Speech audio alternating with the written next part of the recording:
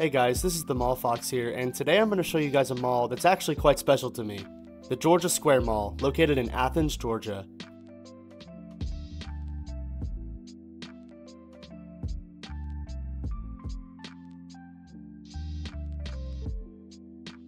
Now, to be honest, this isn't the most vaporwave 1980s aesthetically pleasing mall.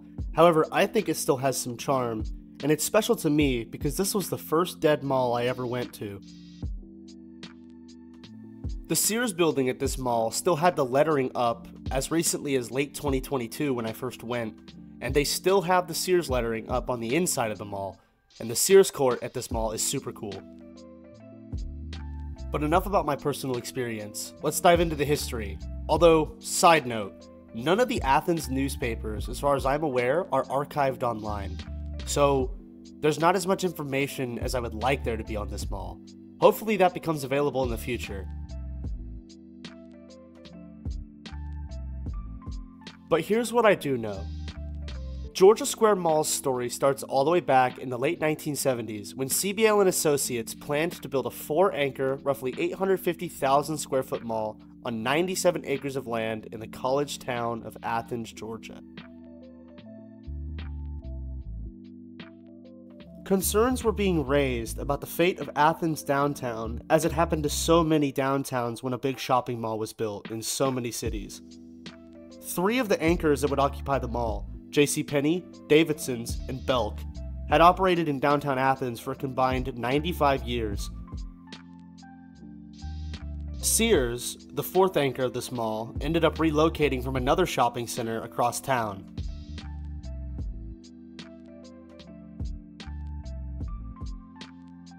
Obviously, with the opening of the mall, these long-standing locations in other parts of the town ended up closing, and there's conflicting reports on what it did to the health of Athens downtown.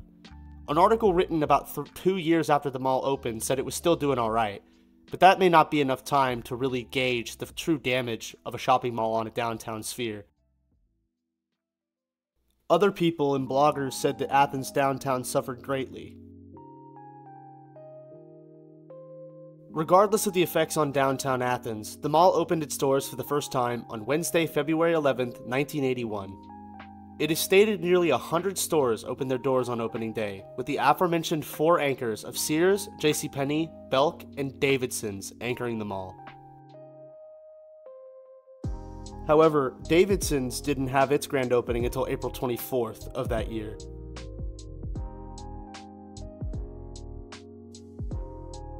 Celebrations ensued, such as appearances of beauty queens Miss Georgia Crystal Lynn Smith and Miss University of Georgia Amy Hettricks. Other festivities included a cartoonist, lollipop stands, and huge mascots walking around. Frisbees were handed out, chicken snacks were eaten, and UGA Bulldog posters lined the walls of the brand new shopping mall.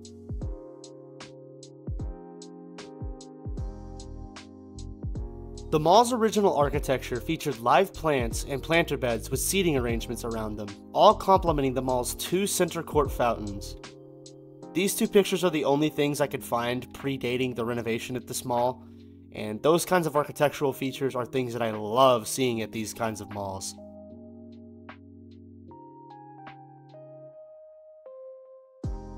Stores occupying the mall in 1982 included Merle Norman, Chick-fil-A, Foot Locker, Athletic Attic, Record Bar, Gateway Hallmark Cards, Stride Rite, Spencer's Gift, Regis Hairstylists, Camelot Music, and McDonald's, among numerous other big names at the time.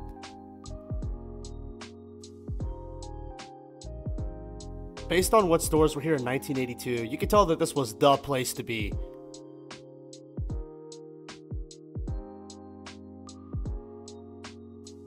A 4-screen movie theater would open up in the Belk Court area, as well as a cafeteria, which we'll see as we go further in this video.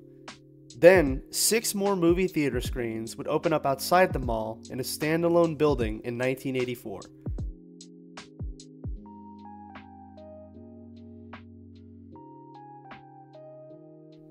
The mall would see great success into the 1980s and 1990s, as far as I could tell.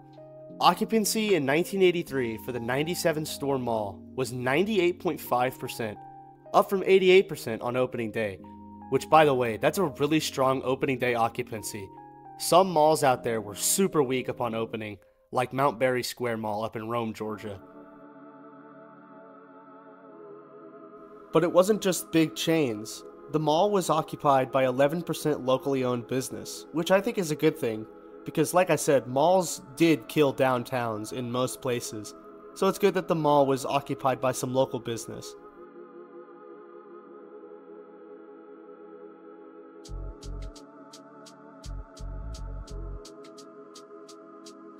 Anchor changes at the mall for the most part wouldn't happen, with the exception of the absolute mess that is Macy's, Rich's, and Davidson's. Davidson's became Macy's in 1986, and then Rich's in 1998. Rich's would then become Rich's Macy's in 2003, before switching back to Macy's in 2005.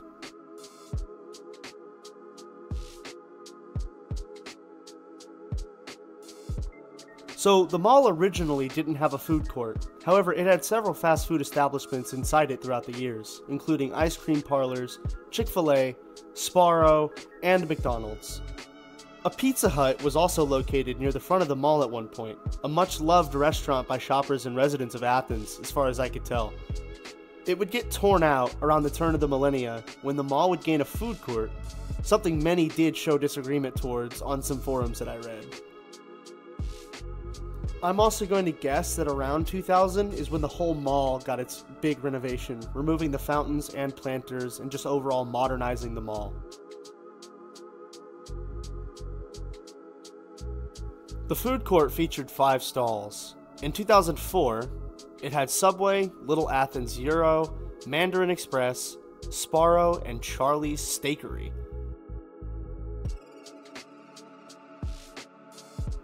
During the early 2000s is also when the 4-screen movie theater inside the mall would close, which later turned into the police substation for the Athens Clark County Police Department.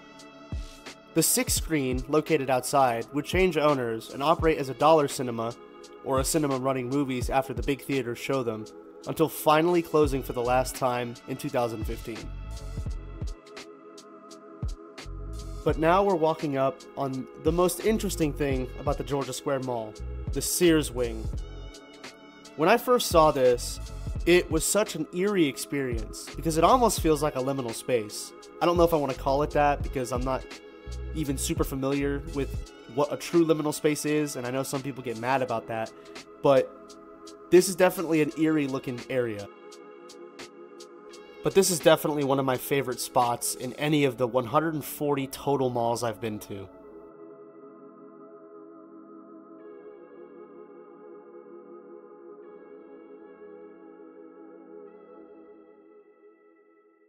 Back to the history though. By the time of the late 2000s, the mall definitely began to struggle.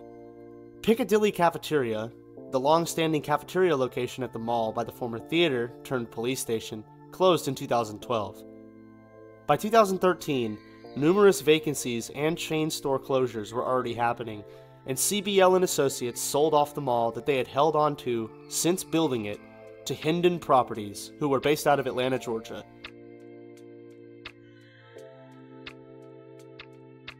What followed was a bunch of anchor store closures.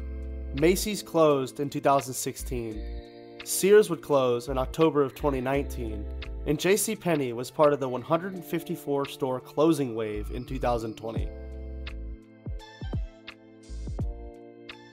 Really quick, while we're looking at the escalators, I want to mention that this mall is designed kind of peculiarly. The first floor terminates at those escalators, and then it goes further up on the second floor to the Sears wing, which we just saw. So the second floor of this mall is bigger than the first floor. That's pretty unusual. It's not something you see at many other malls. There was a mall in Huntsville, Alabama, known as Madison Square, also built by CBL Associates, that had the same design and aesthetic language. However, it's been demolished for about 8 years now, I believe. But that's where the past history for the mall stops. When I first came here in 2022, several chain stores were still open, such as Children's Place, Rue 21, K Jewelers, and Journeys. However, today, those are all gone. And in this footage, Rue 21 is actually still here, but as of May 31st, they had closed. And I have a video clip of them closing with 6 days left. And also, Spencer's inside the mall with that retro sign from the 1980s or early 90s is also closing. I kind of want to rant about Rue 21 for a second. It is such a shame that they have to go under bankruptcy and they closed all of their stores. There's whisperings of them reopening some because they might go private and they're going to reopen, but they're not going to reopen at all the malls that they're at. Rue 21 is in so many dying malls and struggling malls even. And you know they're probably not going to reopen in those struggling and dying and dead malls. And Rue 21 stores are pretty big. They have a lot of square footage. So malls that already struggle just lost a huge retailer that takes up a good portion of interior space. It really is a shame. The mall at this point really is just kind of a place for services. There's a bridge club in here, a fencing club, you have an anti-discrimination movement, and several other organizations that use this mall for space. And there's not that many retailers left. But Hendon Properties are not going to let this mall become abandoned and sit. There are active plans to redevelop this mall. In March of 2023, a $650 million redevelopment project was approved, which will see most of the mall demolished for apartments, offices, and small retail. Typical lifestyle center development stuff. The current plan is to demolish JCPenney, Macy's, and Sears, and keep the Belk and the court around Belk as a two-story retail/office complex.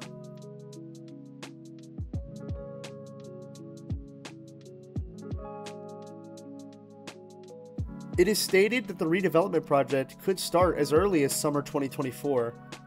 However, that is yet to be seen just yet, but could be why Spencer's is leaving.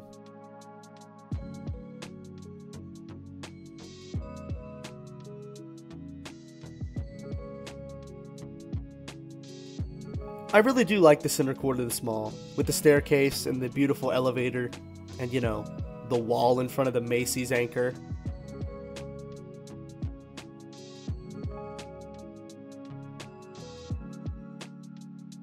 There is something I should mention.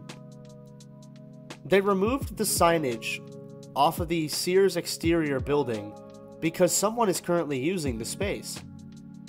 In early 2023, a company known as Slab Dream Lab, a company that makes Lego base plates for you to build Legos on, I'm guessing used the space for distribution. And I don't know if they're still in there, but their sign is still up.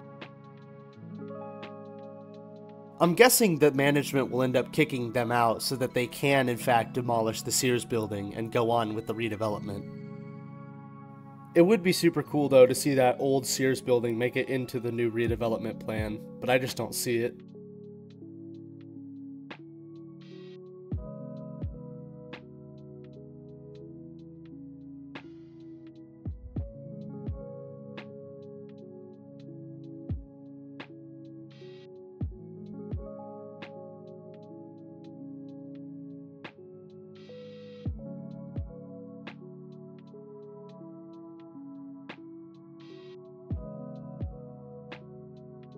Another side note, I'm not exactly sure what this little house thing is in the Belk Court, but I do know that they've used it for Christmas decorations for Santa and stuff.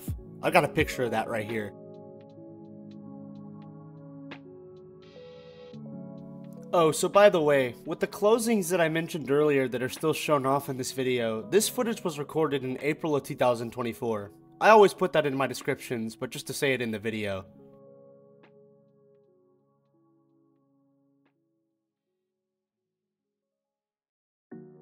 But anyway guys, that's all I have to talk about for this mall, so stick around to the end of the video to see the rest of the mall.